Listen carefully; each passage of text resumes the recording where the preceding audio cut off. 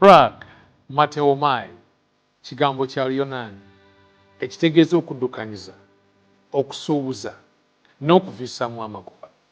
Ensonga kireso nene etuweereddwa yakuteekateekera kali akaseera bwe tunaba nga tukyasobola kugula wadde okutunda.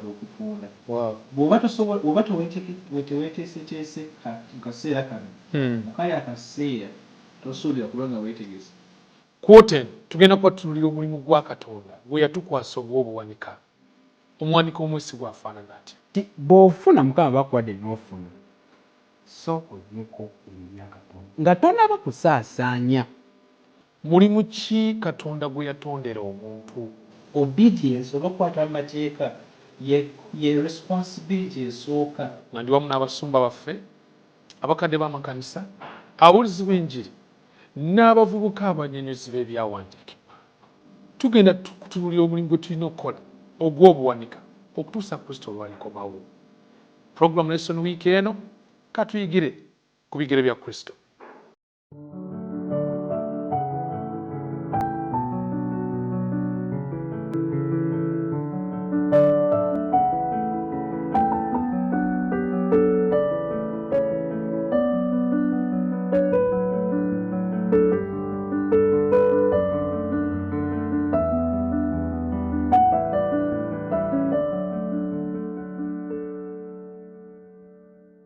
Abuterevu nnyo mukwano gwange aliko 3BN amazima agatajunguluddwa twala omukisa guno kubuuzaako n'okukwaniza mu program lesson week eno. Wano nga bwetukujjukiza bulijjo tuyigira ku bigere bya Yesu Kristo.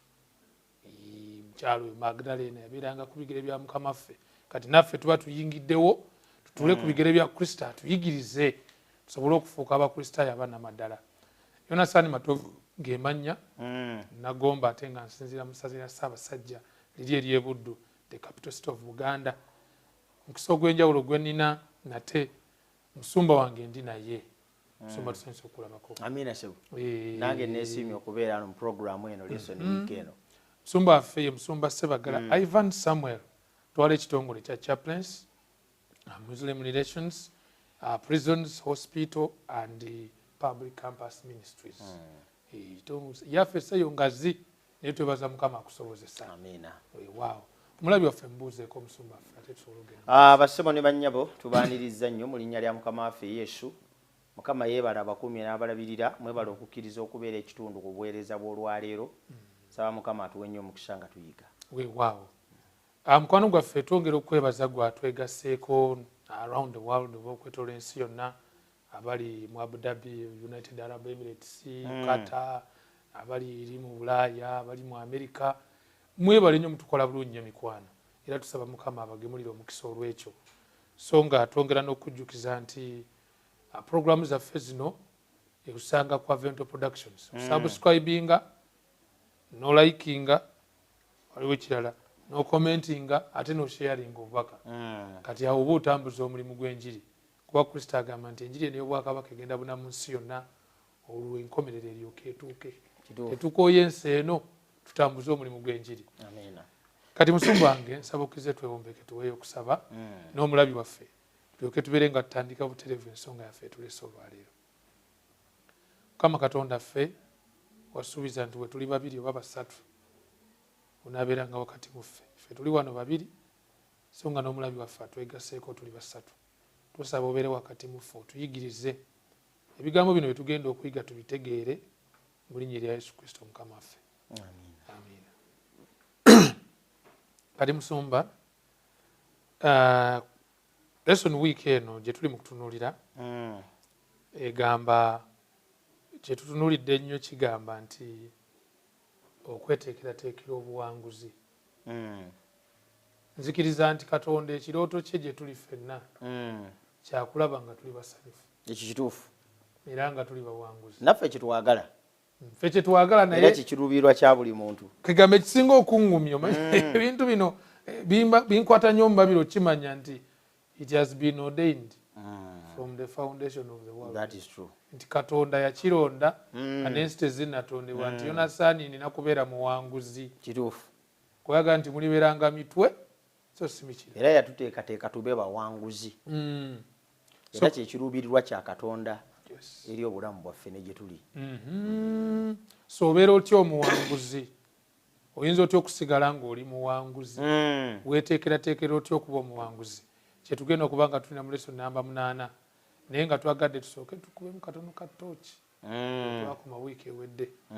Aliwo ensonga awo ey'okubeera nga tufa ku abo abatali bawanguzi, abafaanana nga abatali bawanguzi. Abatali bawanguzi.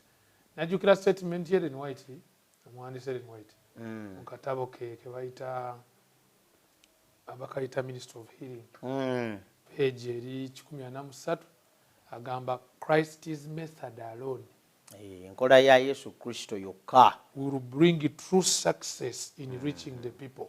That is true. The Savior mingled with men as one who desired their good. Yes. Kanabeetabamu ng'alinga anoonya ebyabwe. Oluvannyuma n'abakulembera ne banoonya ebibye. N'abagamba nti mungoberere. N'abagamba kwegamba ng'olaba enkola ye bw'oba gy'oyiseemu naddala mu kufa kubali ku bwetaavu, bantu bangi ojja wangula confidence yaabwe. Enjiri ebeere ng'eyanguwa ate okuba ng'etuuka mu nsi yonna. So kati awo gwe twagala okugira ate ku lesson ya wiiki eno Musonga. How can we find obuwanguzi? Waliwo abasajja bano Musonga babiri beekisaba okkirize tusooke baako ky'oboogerako. Bayibuli egamba nti Yusufu bwe yava mu kkomera n'agenda mu lubiri yafuuka muwanguzi. Ekituufu. So nga ne Yokaana ataalifuluma omubatiza nti yali muwanguzi mu maaso ga Mukama. Kijja kityo okubanga bonna baali bawanguzi. Kaakati kisinziira ku ngeri obuwanguzi gye tubulabamu n'engeri gye tubulowoozaako. Obuwanguzi mu context ey'obwakatonda tebwesigamye ku bintu bingi muntu byafuna, newankubadde nga nabyo okubifuna kiyinza okuyitibwa obuwanguzi. Naye obuwanguzi mu context ya Katonda kyesigamye ku biva mu nkolagana ne Katonda ebirungi. Ebintu ebitava mu nkolagana ya Katonda eyo si success mu maaso ga Katonda. Gamba bwe ngenda nekuba omuntu akatayimbwa nentwala ettaka lye nemaliriza nga nditunze nenzija ku kibuga nga ndina bingi, oba nenkyanganyika ebyapa, oba nensayininga kyeke enfu nenkuŋŋaanya ssente ku musaayi gw'abalala. Muvubuka b'e Kampala abo bazanyisa bagezi nnyo abo tobazanyisa, naye nga mu bugezi obwo bali ku maziga g'abalala, ku musaayi gw'abalala, ku kunyigiriza balala. Ebivudde mu ebyo, that's not success. Kye bayita success eri Yokaana Omubatiza kwe kubeera nti enkolagana ye ne Katonda yamufuula omu ku babuulizi ab'ekiseera kye abaakyusa ensi. Si ekyo kyokka, yamufuula eyalondebwa okuteekateeka ekkubo lya Yesu. He was the forerunner. Tokiyita kyakusaaga okubatiza Kristo. That is success. Olwekyo ebyo byonna ebiva mu nkolagana yaffe ne Katonda biyitibwa buwanguzi. Ne Yusufu yali muwanguzi newankubadde yali mulubiri, n'asibibwa n'anyigirizibwa. Enkolagana ye ne Katonda etaavaawo yazaala obwesigwa, obwesiga ne buzaala okwesigibwa mu Misiri yonna. Kubanga Falaawo alaba omuvubuka ono n'agamba ye ani kati wano gwe nnyinza okuwa obuvunaanyizibwa buno? Ndowooza sirabawo okuggyako omuvubuka oyo. Ekitegeeza nti enkolagana ya Yusufu ne Katonda yamuleetera okuweebwa ekirabo ky'okuvunula ebirooto n'obwesigwa. Ekirabo ky'okuvunula ebirooto n'obwesigwa ne kituusa Yusufu mu kubeera mu lubiri nga ye Katikkiro. So success is what comes out of our relationship with God. Singa mansobodde okukuuma okukkiriza kwange mu Katonda mu mbeera zonna ennungi n'embi. Kibayita obuwanguzi obwannamaddala. Era bujja kulengerwa ne mu byokola. Obuwanguzi obwo bujja kulabika mu baana b'okuzizza. Obuwanguzi obwo bujja kulabika mu bizinesi z'okola. Obadde okimanyi nti bizinesi zikolwa ku bubbi teziwangaala. Bizinesi ezamu zebakola mu buyaayi bye bitongole ebitandika golowooza lwaki bizinesi zitandika ne zifa. Oli ayagala kufuna magoba gasukkulumye. therefore kyetogezaako gamba mu kino Mm. when we talk about success Yes. mu lesoni y'olwaleero twogera ku birungi ebiva mu nkolaganayo ne Katonda. It is not necessarily sente. Weewaawo nga nakyo kikulu. Yo nakyo kikulu. Naye success esobola okulabikira mu mikwano gy'olina. N'ebiri obutabirekanga. Esobola okulabikira mu buganzi. Yes. Esobola okulabikira mu bintu bingi. Kuganja mu maaso Mu kuganja maaso g'abantu. that's obwo ne mu maaso buwanguzi ga sebo. Katonda. Ngo sebo buwanguzi. Na buli w'otuuka erinnya lyonna saadi bakusiima obuwanguzi. Mukama yeebale. Kubanga Mukama ali naawe. N'okubeera obezi n'amaka amasanyufu, that is success. Gw'okiyita kyangu okubeera n'amaka amasanyufu agali stable, omutali ntalo, omutali buli omu kukuba munne bikonde, omutaliimu buli omu kuwemula munne, omutaliimu bakyalo kulaba nga mwegoba kyani kya mwami kyani kya mukyala. Iyo success. N'abaana b'okubanga bali mu kanigguusa. Okuza obukuza abaana. Abaana ne bakula, buli muntu n'abatunuulira n'alaba nga balimu akanigguusa. Nga bavuddemu. Eyo success. So byonna ebiva mu nkolagana ne Katonda biyitibwa buwanguzi. Buwanguzi.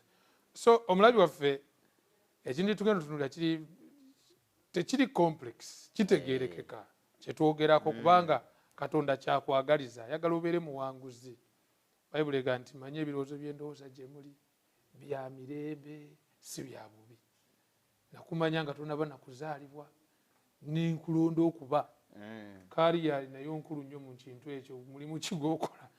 Katonda alina gwe yakulondera nawe goyinza oba nga okola. Byonna tugenda kuba tubitunuulira. Kati Musumba nsaba okkirize tusooke tusome olunyiri lw'okujjukira luno. Lulimba Kolosaayi sula 3 olunyiriri olwa 23 n'olwa 24. Otyo Ekimu ku byama by'okubeera omuwanguzi bino. Buli kye munaakolanga mukolenga n'omwoyo. Nga ku bwa Mukama waffe so si ku bw'abantu. Nga mumanyi nga mulisasulibwa Mukama waffe empeera ey'obusika. ekituufu. Muli baddu ba Mukama waffe Kristo. Buli kye mukola. Buli kye mukola.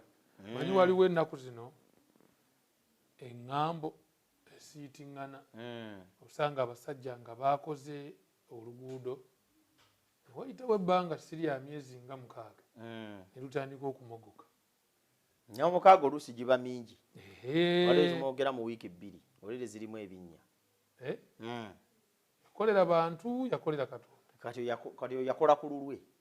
Sina yakolera bantu teyakolera Katonda, yakola ku lulwe, yakolera ye. Okay. Bayibuli kyeva egambe do it heartedly.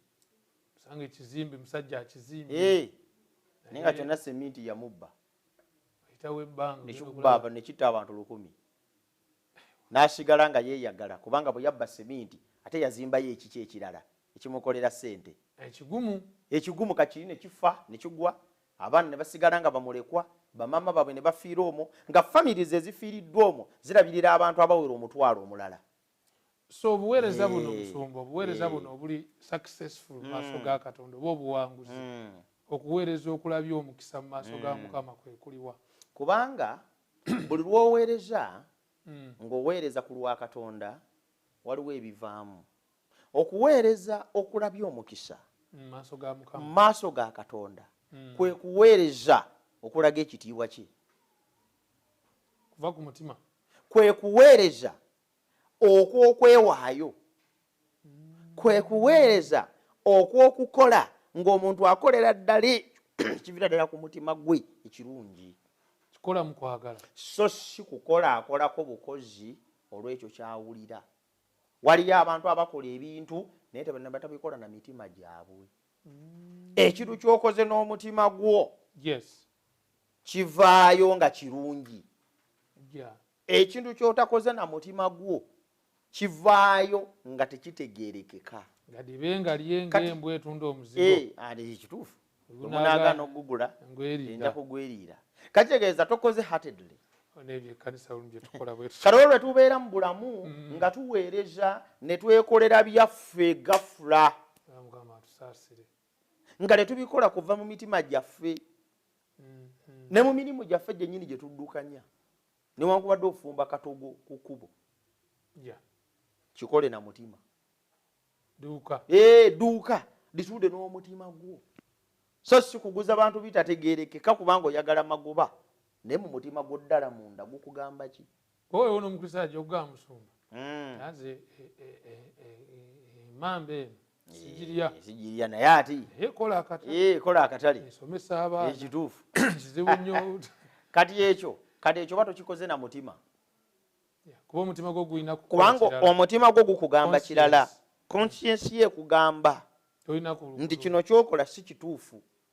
Kati ebintu byonna success yesigame ku muntu okukola ekintu n'omutima gwe gwonna nga ssa kimu ne Katonda. Yes, bwaba nga twali kussa kimu na Katonda omutima gwoba okoleddemu ekintu guba gwa kikafiiri era n'ebivaamu byeyoleka ng'era nabyo bya kikafiiri.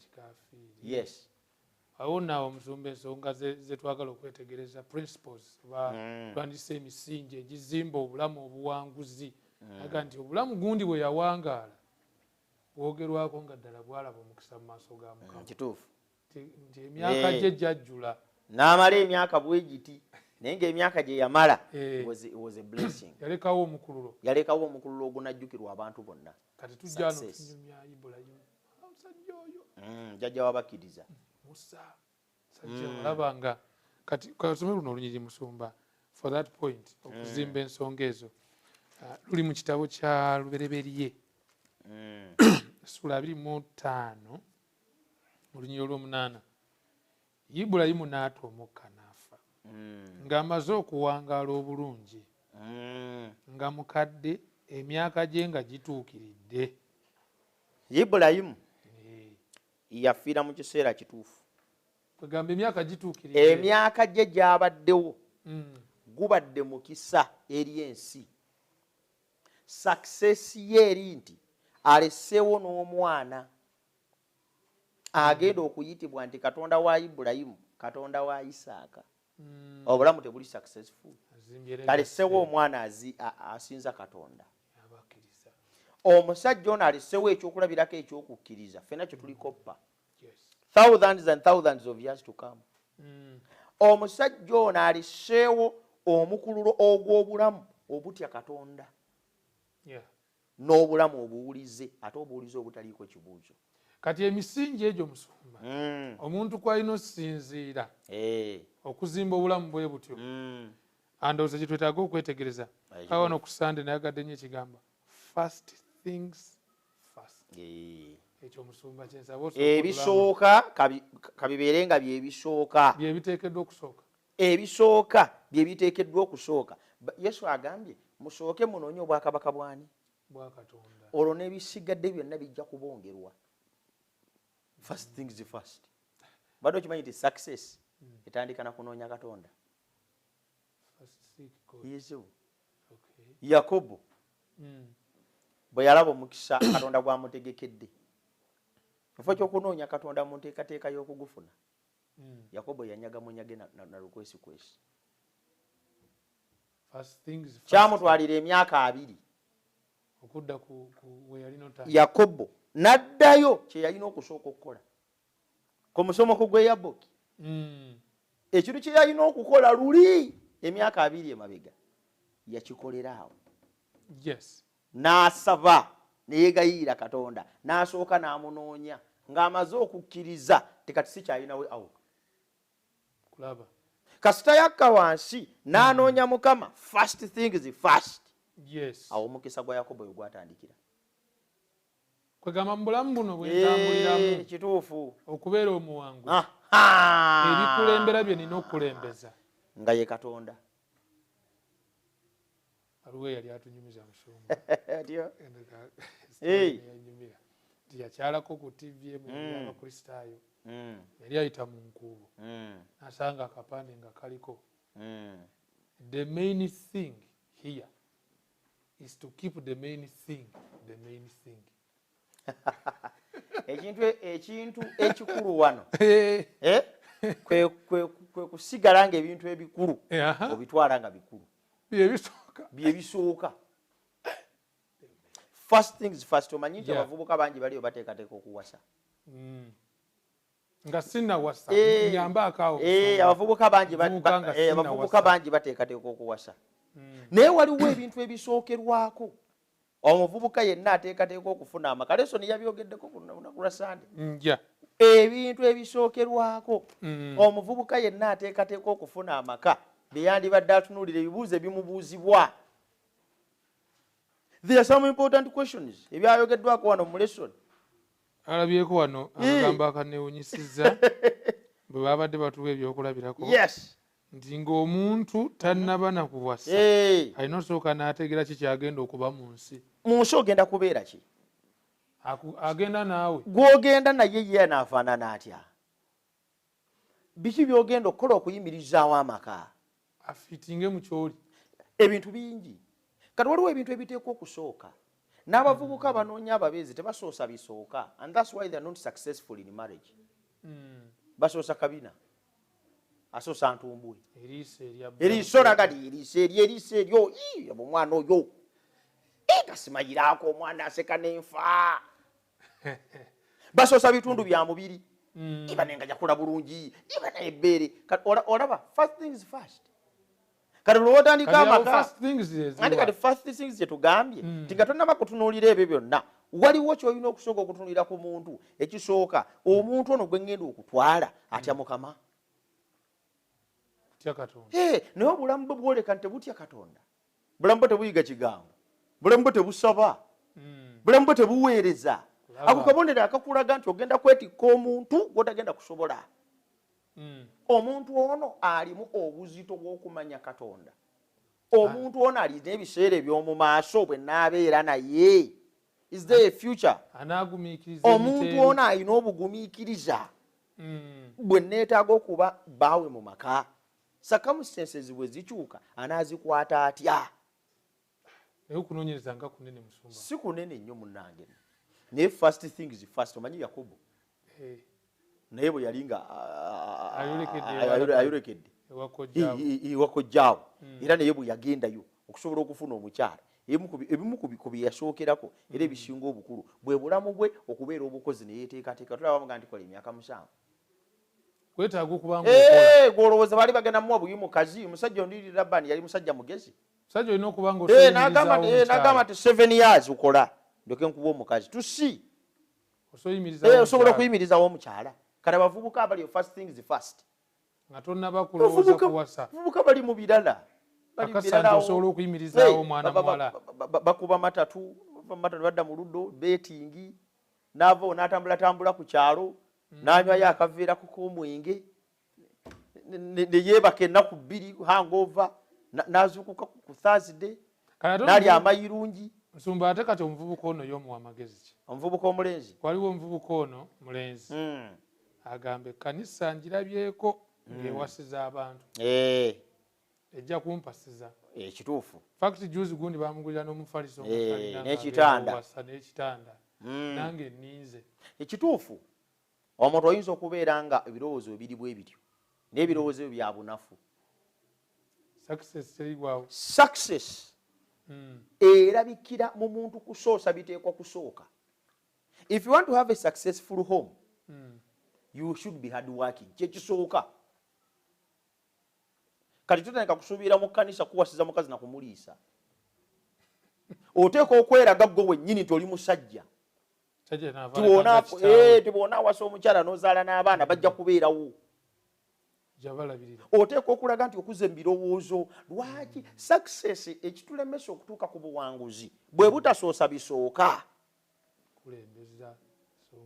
Oli n'abeerawo esente azikola naye nga bamala zikola n'alya buli n'anywa bunywi afuna emitwalo 8. Ekiwulira naye sowaani y'emmere olunaku gy'alya ya mitwalo 3. 8 akifuna mwezi. Kwegamba mwezi gugwakali mabanja. Kakati otasoosezza bisooka. Tasoosezza bisooka kubanga okulya emmere y'emitwalo 3 kyekyandibadde kisembayo mu bulamu bw'omuntu anaakulaakulana. Waliwo ebintu ebiteekwa okusooka ng'omuntu eyeezimba. Okusooka okwebuuza ninawo ensula. Ninayo kapoloti. Ninayo ennyumba. Ninayo bizinesi. Ninayo side income. Ninayo investment. Kutula nti ebyo ebisooka. Kati success onaagijjawa ng'otandikira ku ngoyi ne bakuba omusaala osooka ogulayo engato ya mitwalo 15 kubanga waliwo bajambala ku street. N'omalirizawo n'okwatako emirala 4 n'ogula essimu gy'oteetaaga. kubanga abatundira aido ogwokopa akwata yakakadde kamu olulimi olukozesebwa ennaku zino aido wange. Kakati ebizibu ebizze bavubuka bangi abalaba lesoni eno twagadde tubatwale mu mulamwa gw'okulaba omukisa. First things first. Tonnafuna na musala guli stable naye osaasaanyanga gwe weegomba bw'asaasaanya. Yes, five things first. Lwaki omuntu yandibadde nga ali extravagant? Nange ze ngenda okusiba naye nga ddala mu bulamu obukulaakulana wandisoosezza nviiri. Wagenda okuvunaana ng'osibyaka waliwo gwe nagamba nti waliwo kanakoono nkonkulembeze eggwanga kataano si wabi oba kasanvu ekinene anti akakija aba akasalidde ekifo kyawukano omanyi oyinza ogula esaati y'emu mwowino n'ogigula emitwalo 2 n'ogenda abutawo n'ogigula emitwalo 45 anti wali wanvunaana nga nsinga nkasibye. Kakati gwe oba olina obusobozi oba tolina busobozi koppaako gw'ogenda okakolere mu levo yo kubanga naye levo kwakakolera era kabbeeyi naye gwegenda okakolere mu levo yo mu busobozi bwo. So first things first tunuulira obulamu bwe gye bulaga osoose ebisooka. Prioritize things that help you to be successful. Naye omwana n'asabotaginga okusoma n'asooka omusajja oli mu senior 3 nga totandika kwagala musomesa eyasomedda n'atikkirwa olw'okutikka olubuto ng'odda mu kyalo kati gweosoosezza ebisooka ng'atandika bupya. So basooke tuwumulemu. First things first. Omulabi waffe ebisooka bye birina okusooka. Biba bye bisembye waliwo obuzibu oyinza obutawangula. Katusooke tuwumulemu ate tubeere nga tukomawo tweyongereyo.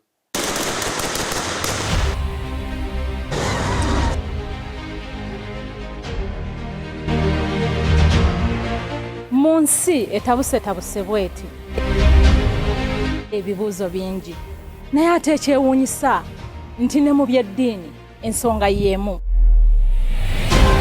Tunaakola tutya? Tunajjawo ebyokuddamu naye nzize n'ensonga ennungi kubanga bayibuli yeyina ebyokuddamu eri buli kibuuzo kye twebuuza. Nnyinza ntya okusoma bayibuli ne ngitegeera?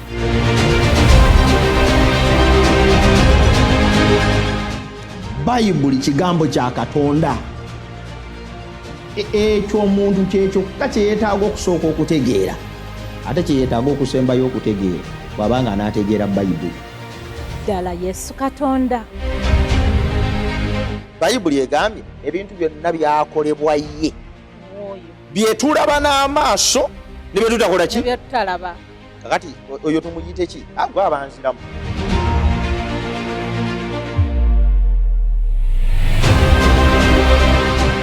Okusinza kyeki? God first, God last, God in everything. That's the simple definition of the word worship. Ebyo byonna n'ebirala bingi biddibwamu wano ku 3 ABN TV mu programu yo Bayibuli egamba ki? Buli kawungeezi sabbiiti ng'erumye ku ssaawa emu ate neddibwamu buli Wednesday ku ssaawa 9. Nange omuweerezaawo era omutesitesi wa programu eno Maureen Namuteri. Jangu tuyige ate nga bwe tunyumirwa. Prague Matewomai kigambo kya Lyonaani ekitegeeza okusuubuza, okuddukanyiza n'okuvissaamu amagoba. Oli wakati mu programu Lesson Weekend. Katuyigire ku bigere bya Kristo.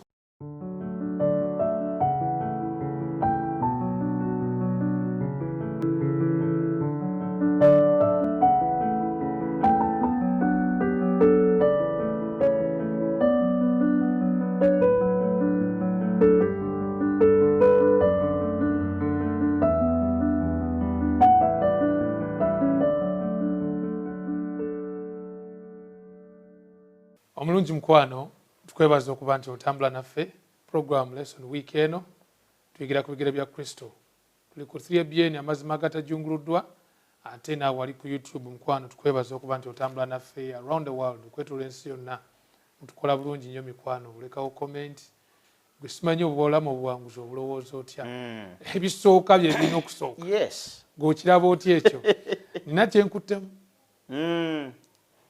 kyandibadde kirungi nga tonnawasa okuba ng'omanyi kyogenda okubeera nekyoliba newogenda okuteeka omukazi nebyogenda omuliisa omwana muwala agende n'omuntu ng'amanyi oyo nasaani mubulizi wa njiri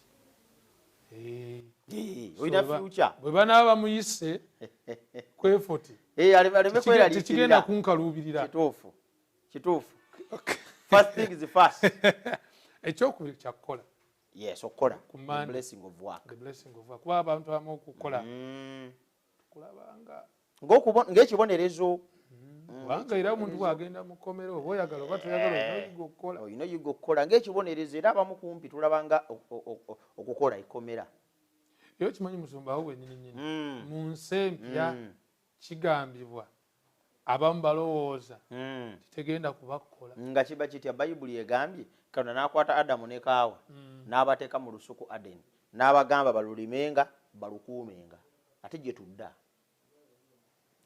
katonda tayentateininga idleness tulina okukola kyava agamba nti ate akole n'okulya tajja kukola ki kulya katusome ebigambo ebitukuvu soma ku bigambo ebyo kubanga bikulu Basesalonike ekyokubiri wanaagamba Pawulo yawandiika agambye atya mu lunyiriro lw'omwendo essula 3 so omulabi waffe Basalonike ekyokubiri essula 3 olunyiriro lw'omwenda n'olw'ekkumi agamba atya si kubanga tetulina buyinza naye tweweeyo gye muli ng'ekyokulabirako mulyoke mutugobererenga kubanga era bwe twali gye muli twabalagira bwe tutyo nti omuntu yenna bw'agaananga okukola emirimu otyo n'okulya talyanga kubanga twawulira nti eriyo abamu abatambulatambula obulungi mu mmwe nga tebakola mirimu gyabwe n'akatono wabula egy'abalala abakuba mboozi nakunyumya ate n'omusumba we waliwo obuzibu ennaku zino esebo tukkiriza Yesu ajja mangu kituufu kati okubanga Mukama ajja mangu ate n'ebintu byeyongedde okulaga nti ajja mangu kaakati n'olabira ddala nga bwe mba waakuga nti nzimbe nyinza okuba nga ennyumba sinagituusa ku madinisa investment eyo omusajja najja n'okukola mbanaka naye nedda ne bakeera n'atuula ali ne banyumya emboozi Yesu bw'agenda okujja anaalabika atya ku biro ebyeggulu kale wawulira enjala emu nekaba ne waliyo akayidde emboozi akabuuza abakola kubanga abakolera balina akayidde okiraba sebo kyogera omulimu guno work is a blessing katonda yaddira emikisa gyonna n'okubeera obulungi n'obuwanguzi bw'omuntu n'abuteeka mu kukola bw'otakola oba oggalidde emikisa gya katonda gye yakuteekerateekera mu nsi ennaku 6 kyaba agamba nti ennaku 6 okolanga emirimu gyo gyonna olw'omusanvu wummula kati lyo tteeka ddamba kati n'okuwummula tekulina mugaso nga tewakoze gwekimanyi nti omuntu aganye okukola ng'aganye bugaanyi ne sabbiiti emunyumira olowooza sabbiiti enyumira omugayaavu ate waliwo okuwa ekirabo n'ekitundu kye10 waliwo okuwagira eyo y'okulya emmere gy'olya waliwo okuzimba ekkanisa kati olaba omuntu ennaku 6 naazimaze nga takola bw'atuuka ku kkanisa nalabira ddala nga kikolimo kubeera awo ali awo infact ndowooza waliwo n'obuzibu awo omusumba ennaku zino bugenda bukula simanyi oba bukosezza bameka naye bulaba ennaku zino abantu abamu beebaka ssaawa nga 6 7 ekituufu abadde kangeze ekkasimu ako naye ensonga ezitali za mazima mutwegwe nga naye aziwulira si za mazima nekwali paka 7 8 kati n'azuukuka ku ssaawa nga 3 oba 3 nyaawo neyeegolola alina okunaaba agenda okumaliriza nga ayingidde 7 n'anoonya kyalya bw'aba akifunye akakawungezi n'akamalako nga mugayaavu wiiki neeyita n'akwata ey'okubiri omwaka ne guggwako obulamu bwate bwabwe naye ng'ate omuntu oyo yandibadde ogandika ngene nkola liquid soap kange nesike kabalagala muteke ku kkubo kange neteega emikisa gya Katonda. Twagala okutegeeza abatulaba nti Katonda yakwata emikisa gyaffe n'agiteeka mu kukola. Bwe tunaavaayo ne tubeera abakozi mu kyonna ekitwetoolodde kyagamba wali mugundi mu Buwulizi 9 olw'ekkumi nalwo baalutuwadde nti buli kintu kyonna ky'olaba okukola kikole n'amaanyi gonna, ekitegeeza nti Sebaali eyo oba osiika capati oba ovuga bodaboda oba oyasanku oba osima tooyi sifuddeeyo, naye kyonna ky'okola kasita kiba nga kivaamu ensimbi Mukama omukisa gwe yaguteeka awo. Era waliwo yaŋŋambye kikole n'amaanyi go gonna. Kano kankayiseewo kalango nange nti bw'osanga ye yasobola okugoya akawunga k'abaana nze munfunire, era bw'oba oli eyo ng'ekyamazima tolina mulimu kituufu naye ng'osobola okugoya akawunga k'abaana yona saali matovu osobola okuntuukirira ne nkutuusa ku bekikwata. Kati omukisa ogwo ogulaba omuntu ono alina omukisa ayagala kugugabirako omuntu mulala. Kati bw'afunibwa agoya akawunga agenda kutandika okusharinga ku blessing eziri mu kukola. Abavubuka abali eyo balina okulowooza nti emikisa gya Katonda gigenda kujjira ku bwereere nga basiba mupiira Arsenal Man City bagenda kuba 5 gundi yagenda okusooka okuteeba guggwera mu penalty guggwera mu penalty ana nasooka okuba ekkoona. Abavubuka abali eyo bategeere emikisa gya Katonda si gwiso kadde mwako musumba emikisa gya Katonda teyagiteeka mu lukisakisa etuyita lukisakisa si gwiso riziki nobako ne bwotega ekisima nolinda ekisima kikukwata oyole miliyoni Katonda si bwatyo yateekateeka emikisa ffenna yatuwa omukisa gw'okufuna. Omubulize essula omulabi waffe omubulize essula 9 olunyiriri olw'ekkumi n'olw'ekkumi lugamba lutya buli kintu omukono gwe kyegulaba okukola otyo okikolanga n'amaanyi go kubanga tewali mulimu newankubadde okuteesa newankubadde okumanya newankubadde amagezi amagombe gy'ogenda awo nenzirayo otyo nendaba wansi w'enjuba ng'ab'embiro si be basinga empaka ez'embiro otyo so n'ab'amaanyi si be basinga okulwana so n'abagezigezi si be bafuna emmere so n'abantu abategeevu si be bafuna obugagga so n'abakabakaba si be baganja naye bonna ffenna abali ku nsi bibagwira bugwiza ebiseera n'ebigambo ey'oluzungu wano noza yesinga okukijja omusumba kankisomeko mu Lungereza omulabi waffe King James erina statement awo omusumba gy'oli mu kunyweza gye nsaba okutangaza 9 verses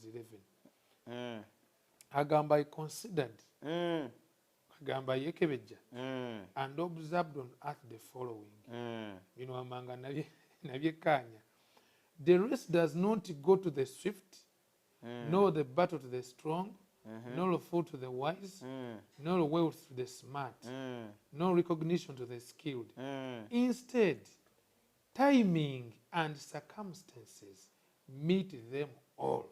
Fenna essaawa ziri 24 mu lunaku 24 ne circumstances tuzifaananya kubanga ojja kubeerawo bannange gavumenti naye era gy'okaabiramu mulimu ate afunamu omukisa blessing weeri gogaba covid ira bannange kituufu opportunity etuuka ku bonna naye covid tewamulimu bwomu kuba tetusobola kati covid yali katundu kewammwe kokka circumstances fenna zitutuukako ezifaanana fenna tuli mu economy yemmwe tuoperatingira fenna cost yemu y'amasannyalaze n'amazzi so the issue is okubeera omukozi kyekireeta enjawulo mu ngeri obulamu bwaffe gye bufaananamu. Sumba wensaba owere ku muntu ono amagezi waliwo yaŋŋamba nti anze nasoma era nasomera bwa inginiya sobola okukola fikisinga amasannyalaze n'ebiringa ebyo omulimu bwe gulijja ndikola for now ensonga lwaki olaba ndi wano kale otumuwa amagezi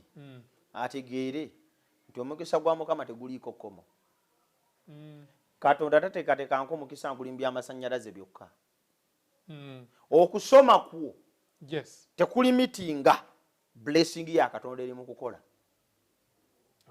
newankubadde nga wasoma weebala okuba ne skills naye okuba ne skill ebyamasannyalaze tekitegeeza nti omukisa gwakoma mu masannyalaze nti olina kulinda paka ensi yonna Katonda agyetolozza emikisa gyaffe.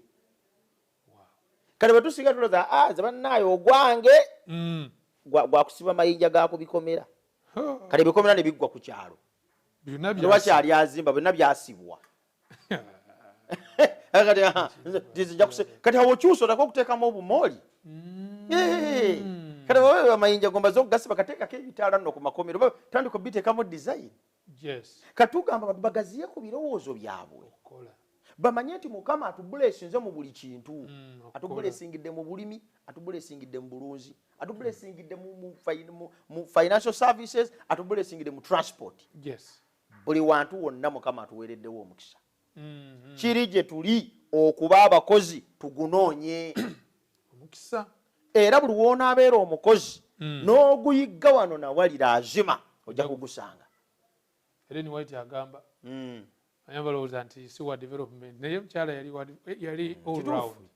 Mukyala mu byenkulaakulana yali mukyala w'amaanyi nnyo. Agamba bw'ati mu statement 1 education akatabo kaita education page 267. Yes. We need to follow more closely God's plan of life. Yes. Kwegamba tuteekeddwa okwetegereza nnyo enteekateeka ya Katonda eri obulamu. Agamba to do our best in the work that lies nearest. To commit our ways to God and to watch for the indications of His providence. These are the rules that ensure safe guidance in the choice of an occupation. Yes. Kwegamba omulimu guno ogunsemberedde nnyo gwe nina okusinga okuteekako amaanyi. Ekyo kituufu. Katonda bw'anangabirira nampa ogusinga onaayongeraku. Tuli kukola. Yes. Olwekyo kirungi. Yes. Era kya muwendo. Era kikulu abantu okutegeera nti diligence obunyiikivu is also part of success. Okulafuubana nga togwamu maanyi nakyo kigenda kukufula okuba successful. Bayibuli kisomesa kugamba ngalo bunani abaagala ebyakakeeka abaagala ebyamangu bo bonna natandise business ndaba tefuna ayagala agitandika erere nkyabeera miliyoniya. Waliwo diligence okufuba okwa buli lunaku. Okufuba okwa buli lunaku kuŋŋaanyiza omuntu emikisa mingi. Ate n'Abaganda baakiraba. Ne Buganda tulina olugero lugamba abumba akaza ekituufu awulikikira wala. Ekyo bwe kiri teyeetaga nakweranga. Ono yagamba omulala n'oli n'agamba omulala n'oli n'agamba omulala. Engeri yonna Ssaani gy'atungamu essaati yanjawulo. Tugende Buddu kati. Ekyo kituufu era bagendayo. Abagenda okwanjula basobola okujja e Buddu. Bagendayo olw'ensonga eyo. Kampuni y'ekyalaani. Yesinga okukola ebisinga obulungi. Tukiyita diligence. Katukubiriza abantu bonna batulaba mu lesoni eno bamanye nti emikisa gya Katonda gijja eri abantu abanyiikivu mu kukola. Naye abatali bajja kusigala balowooza nti tegiriiwo. Fe baatukolimira baatuleka gundi nti n'erinnya lye bampa nina muganda wange omugagga naye tatufaako na gundi. Omuntu atandika kwogera bintu bitategeerekeka. Zumba waliwo emikisa wano wammanga gyensaba omulabi waffe afune physically manya balitunulidde nnyo mu byenfuna naye okukola kuyambako ne mu by'omubiri. Muscles are enlarged. That is true. Ebinywa biyongera okuguma olw'okukola. Digestion boosted. Emmere mu mubiri engeri gyekubwamu ebayita metabolic system. Kubanga lwobeera ng'olyawo nga tolina kyokola ofuna n'endwadde. Ekyokusatu brain more sharp. Obwongo bwongera okwogiwala. Agamba nti excretion more proper. Kwegamba okutuuyana nobiranga ebicafu bifuluma. Kiyambako okujja ebicafu mu mubiri. Saturation of blood boosted. Those are health benefits. Kwegamba n'entambula y'omusaayi yongera otereera. Kati omuntu aleme okulowooza nti okukola kukoma bukomi okufuna ssente. Ne mulimu n'omukisa ogw'obulamu obulungi. Mulimu n'omukisa ogw'obulamu obulungi. Twetegekedde tutya musumba emyaka egy'obukadde kuba waliwo eyampa ebigambo bino nti enviiri zino enzirugavu zezikolerera enviiri enjeru. Yali mutuufu. The earning years. Emyaka dirwe nina okuba nga nina okukola ninde kunkwata naawe. Omusajja omugezi Sulemaani be yali awandiika mu mubuulize sura 12 onyuyo olusooka yagamba nti ebintu byonna ng'oli mu myaka egy'ekivubuka kola n'amaanyi go gonna kubanga ekiseera kijja lw'onaayingira mu myaka egy'ekikadde ng'ogamba ebyo sibisobola. Tukubiriza abantu abalaba ebigambo bino nti bwe tuba nga Katonda atuwadde omukisa ogw'okubaako ne kye tukola ekiwulira tukuze abaana kimu ku byade bisatu in fact tuzimbe abaana kuba enkya bagenda kutuuka mu myaka nga balina okweyimirizaawo oba oliawo naawe okuwanira by the way. Kati success terabikira bulabikizi mu kukola nnyo naye erabikira ne mu kukuza abaana ne mu kuteekateeka generation egenda okusobola okusurvivinga for tomorrow. Kuba musumba osobola okuba nga wakola era n'okolera ddala n'ensimbi n'ozifuna naye ekireki nosanga nga obugagga bwonna butokomose ne bigwa mu kiro kimu. Kati abaana bali omwana nga yabitunda yes nga yayinza ate nga yayinza okuyamba nazzaawo abamu balwala n'olwala sente zonna ezikuggwako abaana nga bebakujjanjaba naye nga waliko ne sente mu nsawo sayidi ne sayidi nga mweziri. Katukubiriza abantu bonna abalaba ebigambo bino. One of the signs of success kwe kuddira emyaka gino omwana ng'akyali muto n'omuteekateeka ku lw'ebiseera ebijja. That is success. Okuza omwana alimwesa first muteekerewo Christian home environment. Omwana yeetaaga environment mwakulira ey'ekikristaayo. Environment ey'ekikristaayo eyamba omwana ono okubeera ng'afuna omusingi.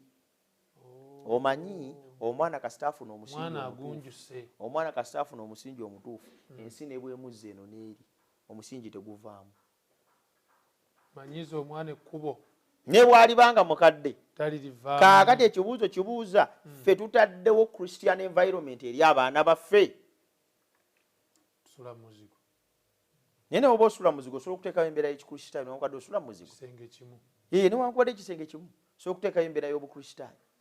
Naye omutawaana guva mu kuba nga tulina abazadde abakuzizza abaana mu mbeera ez'obutessaamu kitiibwa ez'obuteerabamu muwendo. N'omwana nga tamulaba muwendo. Omwana yennyini ng'akuziddwa teyerabamu value. Ate maama teyagimulabamu. Kubanga maama w'omwana alina okulaga omwana nti alimu omuwendo. Naye nga embwa eno, kapa eno, sigono, siro bwa kitaawo. Leete ne twe. Anti atambuza terina magezi. Naye n'aleeta ettwe ekkalu. Kakati abazadde tubagamba mu lesson yeno bw'oba okuza omwana omuteereddeko environment y'ekikristaayo enaamulera. Ate okumusomesa education is too important. Someko omwana yandibadde asomesebwa mu nsoma ya mirundi esatu. Ekisooka yandibadde ng'asoma physical education okukozesa emikono gino n'okulabirira omubiri gwe. Kuyiga nti naaba that is physical education. Naaba nsenya ngolola nkuba enviiri ebintu bya physical education personal hygiene. Bwemba nabya amaaso nina okuggwamu nina okusenya nina okukola bwenti omwana ayiga okweyonja. Omwana ayiga okweyonja. That is education. Ebintu bino oluusi tubitunulira ng'ebyokusaaga naye ebintu bino biyambako ku successful life. Tosobola kuba successful mu bulamu nga tebakuyigiriza personal hygiene and taking care of yourself. So abazadde baproviding a good education eri abaana baabwe ng'eyamba omubiri eyamba obwongo ate eyamba n'omwoyo. Omwana obwongo bwe kabusomesebwa skills. Abazadde katulwane okuyigiriza abaana baffe skills ezinaabayamba for survival. Si ekyo kyokka tubayigirize ne willingness to work. Okubeera abeetegefu abaana bano okubeera nga beetegefu okulaba nti bakola. Kale Musumba mu kuwunzika waliwo ekigambo kino ekyokunoonya kubanga okola ne integrity twakikoonyeeko bulungi nnyo naye okunoonya waliwo amagezi ag'obwakatonda mu kubeera ow'omugaso oba ow'omukisa mu nsi kituufu batuwadde points 7 oba ensonga ssemasonga 7 saba otuyambeko musumba ensonga ezo zitumenyeremu nga tuwunzika. ensonga zabadde 7 magezi gano ag'obwakatonda. katonda y'omu ku bantu abaagala tubeere n'omukisa omunene mu kuweereza ne mu kukola emirimu era kyava atuwa amagezi ku bintu 7 ebikulu ebiteetaaga kubuusibwa maaso. Ekisooka get organized. Sente tezisigala mu bulamu bwa muntu atalina nteekateeka. Obadde okimanyi teriyo ekintu kirina ntondo nga sente. Sente okuviira tezirina mu buzibu. Ne bwe ziba billions zisobola okuviira mu wiiki kasota ba disciplined. Kaakati ye Katonda atuwa amagezi agasooka get organized. Before money comes to you, have a plan how you are going to handle money. Obadde okimanyi nti omanyi lwaki abavubuka bangi batunda amataka g'abakitaabwe ne wayitawo emyaka 10 nga mwavu nga bwe yali nga tannatunda. He was not organized. Miliyoni 5 gamutomera kyavaga kampasa omukazi owokubiri agenda okukwata mu nga zikyalimu ne lwaki nange sivuga kamotoka agenda okukwata mu nga zikyalimu yini tabannange ekyannemesa okwambala ku suuti ye miliyoni kyo kiki agenda okumaliriza emyezi 5 ng'obukadde 5 bwe bamuwa takyalina ng'atema poloti endala ng'atema poloti endala mu myaka 2 ng'alinga bwe yali nga tannatunda.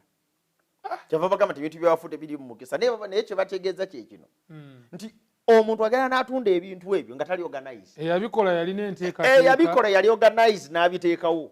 Abisikidde. Yerowoozaako nga ye. That's the problem. Ekyokubiri. Spend less than you earn. Saasaanya kitono. Ekyo twajogerako ne mu lesson eri yayita. Saasaanya kitono. Okusinziira ku ekyo ky'ofuna. Ofuna obukadde 5. Tewaliwo nsonga yonna lwaki ofuna obukadde 5. Noba ng'osaasaanya 5 and above.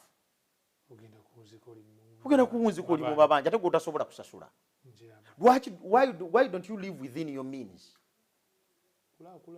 Naye tonandika kwegomba simu ya smartphone nga togisobola kubanga tejja yokka. Ejja ne data. Nejja n'ebintu ebirala bingi. Era ejja n'ebigattibwako.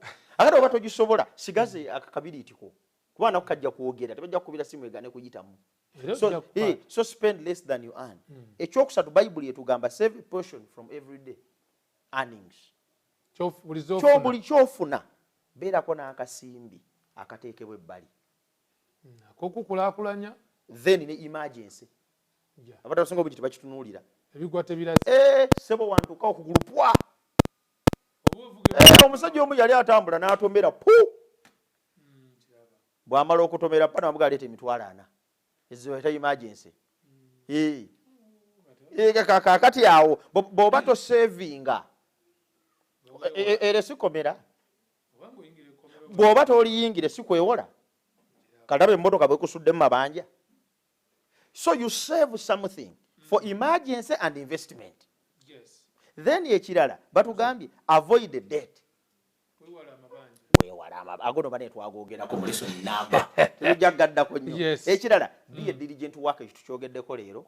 Beera munyiikivu kukola. Ekyomukaaga be financially faithful with God. Okubeera ng'oli mukozi naye nga toli mwesigwa mukuzi eri Katonda tewali mukisa. Zofuna zonna z'olya n'oziteeka mu bibyo nga toddiza Mukama. Bino byo bw'okoledde bwereere. Then ekyomusanvu remember that this earth is not our real home. Ng'obikola byonna jjukira newankubadde byonna mbikuŋŋaanya naye njabbirekawo. Yo Bible egamba nti nakyo kitundu ku financial management. So as you do things get to understand nti mbikuŋŋaanya naye si byalubeerera. Kisobole okukuyamba okuterekanga obugagga mu ggulu. Kugamba amaaso galina kuba newankubadde nga tubikuŋŋaanya byonna era nga tukola ssente ne zijja. Naye katumanye muzo temuli bulamu butaggwaawo. Songa ssemasonga 7 ez'okubeera omugagga. Ekyo kituufu. Ez'okubeera omuwanguzi.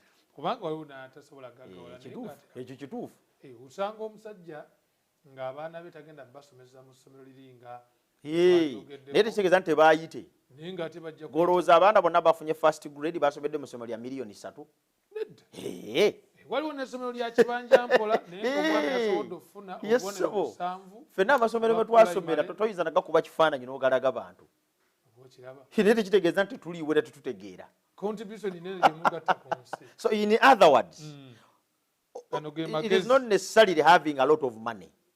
It's how you. But we are talking about success. Okubeera mu bulamu obulabye omukisa. Abaana bo nga ba mukisa. Okubeerawo okwo ku nsinga kwa mukisa. By'okwatako nga bya mukisa. Abasajja ba Nelson Mandela si be bagagga. He was not the billionaire in South Africa. Era teyafanga ye mugagga fugi. Naye okubeerawo okwe kwafuuka omukisa eri abaddugavu. Kati twogerako mu lesoni eno. Katonda yaga tubeere ba mukisa eri balala. Si kwekuŋŋaanyizaako bingi. Tubeere batuliriyoni obwo si bwe buwanguzi. Wabula okuba nti emikisa gy'olina n'abalala bagifunamu. That's what God has to do. Work hard, save, work diligently, seek God first. Beera mu bulamu obw'omukisa. Era wano mu bufunze Musumba twasobodde okukola one decision to live by priority. Londawo ebikulu. Okubeera omuwanguzi kikulu. Secondly, to engage in activities both spiritual, mental and physical. Ebintu ebikukuza mu ngeri essatu ezo ebikulu. Yes. Ekyokuna to have an organized and Christian home. Okubeera n'amaka amakristaayo amateeketeeka obulungi. Omwana g'asobola okukuliramu n'aba muwanguzi. N'ekisembayo to live by biblical financial counsels. Yes. Okutambulira ku misingi egituweebwa mu byawandiikibwa egifuga ebyenfuna. Awo oba ojja kubeera muwanguzi n'okukira. Tosobola butawangula. Ate totya kuba Yesu agamba nti ebitayinzika eri abantu biyinzika eri Katonda. Obanga obadde munaye embeera gy'okuliddemu n'ebikwetoolodde binafu naye Kristo okuwa amaanyi. Kituufu. Kubanga yagamba nti yalonda ebisirusiru ebyensi akwasa abagezigezi ensonyi. So batuweereyo essaala mu kuwunzika. Katusabe. Mukama tukwebaza kubanga oyogedde naffe. Tunoonya obuwanguzi mu nsi naye oluusi ne tubunoonya mu ngeri enkyamu. Oluusi ne tulowooza nti okwekuŋŋaanyizaako ebingi ng'abalala tebalina nga ffe tubasinga olwo tuwangudde. Naye tuyize nti obuwanguzi obuva gy'oli kintu kigazi. Kirimu okuteekateeka abaana baffe. Kirimu ffe okutambulira ku musingi gw'ekigambo kyo. Kirimu ffe okukola n'obwesigwa ate n'obunyiikivu. Tusaba Mukama otusaasire nga tuli abawanika abeeyo be watukwasa. Ate Mukama tubeere bawanguzi. Tumanyi nti Mukama bingi ebitusoomooza ne bitulemesa okutuuka ku bino. Kyetuva tusaba Mukama otusaasire oyimirire wamu naffe Mukama okutuwa essuubi ly'okuwangula. Saakyo n'okwagalamu n'emirembe bikabeere wamu naffe. Kitiibwa n'ettendo kabidde gy'oli ku bwa Yesu Kristo Mukama waffe bwe tusabye. Amen.